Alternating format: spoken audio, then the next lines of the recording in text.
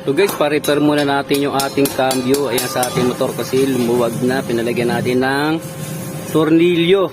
Ayan, tapos pinalakihan natin ng butas. Ito lang yan kay Master Joel. So guys.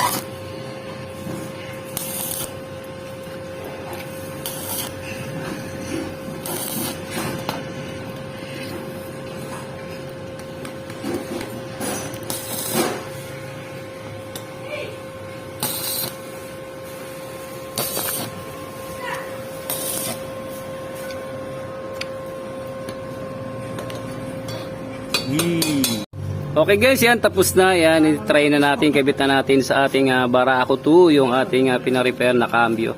Siyempre, ayan, maraming salamat kay Master Kagwe. Ayan, maraming salamat, Master Mechanic dito sa shop.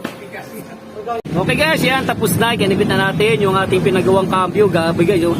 Yan, napakaswabe. Ayan.